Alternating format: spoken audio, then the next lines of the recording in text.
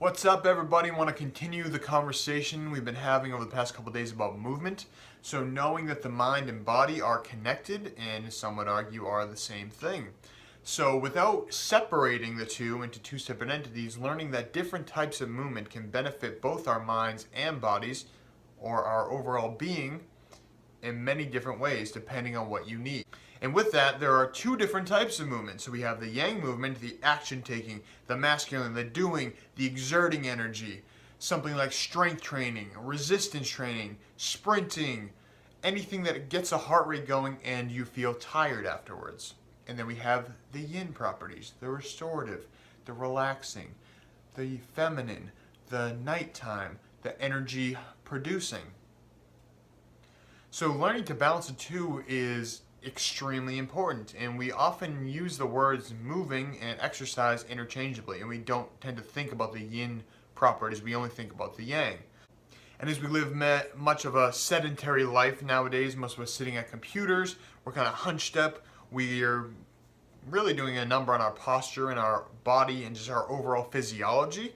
So learning to combat a lot of these things with the proper yin and yang, figuring out what you need, can absolutely change your life. And that's what I've been really focusing on the past 6 weeks or so, as I've been doing my holistic lifestyle coaching course, finishing level 1 and now moving on to level 2. So learning a lot about just using movement as medicine and treating the mind and body as one thing. So if you're having a time where you feel mentally foggy, typically when we go for a walk or do something that is exercise or movement related, something that gets us out of our heads and into our bodies and gets us breathing, gets our body moving, those things absolutely change our mood. There are plenty of studies out there show that exercise and other types of movements release endorphins, restorative yoga to really get ourselves in that yin state, doing things like stretching, breathing, active meditations, walking to help with digestion. Whatever your body is calling for, there's probably a movement that can help with that. Whether you're constipated, whether you have diarrhea, whether you have headaches, whether you have migraines, depression, anxiety, the list goes on and on and on. But the fact of the matter is, we need to figure out which exercises or yin movements, so yin or yang, we got to figure out which movement we need, whether it's yin or yang. Again, yin being restorative, yang being the exercise, the exertion, getting the heart rate up, perspiring. So with that being said, really getting in tune with the body and learning different exercises, which I'll be sharing as time goes on, many different yin and yang exercises that we can be doing to help ourselves both physically and mentally. Remembering that the two are so connected that we cannot dissect them. We cannot treat them as separate entities because they are one. And for an example, I don't know if any of you have heard of the power poses. So there are a lot of studies that show that if you go before a stressful, like an interview or something, you're opening yourself up. And keep in mind, think of when a dog goes on their belly. This is the intimate, this is the sensitive area of our body. A turtle has their shell on their back. It's because that's your armor, your back armor, but this is your sensitive side. So being able to open up the chest, which again is opening up the heart, opening up the lungs, opening up the throat, where we express ourselves. We talk through our throat, we express emotions through the heart, and we breathe, and how we breathe impacts how we act. So again, opening up our organs, opening up our sensitive areas can really do a number on how we feel mentally, emotionally.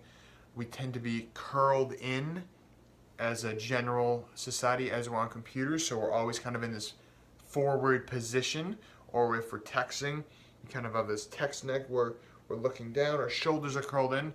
So really just spreading ourselves out can be the first step, just to opening ourselves up, letting us be more receptive to things. If you're facing something square on, you're probably more engaged with it than if you're if I was talking to you like this, you probably would tune me out pretty much right away. I mean, maybe you are anyway, but point being, if I'm standing like this, facing you square up, there's a much better chance you're going to feel engaged in the conversation. And it's not going to feel like I'm talking at you. What if I talk to you this way? What if I talk to you that way? What if I did everything but look at you and be open? It's completely different. So learning to figure out what your body needs, do you need to be more open? Maybe you got to open the chest, do some pec stretches, do some front shoulder, some bicep, because everything attaches up here. Maybe you got to work on the abs. You're having some digestive issues. You got to do some yin to relax the abs. So what it really comes down to is learning what you need for your body.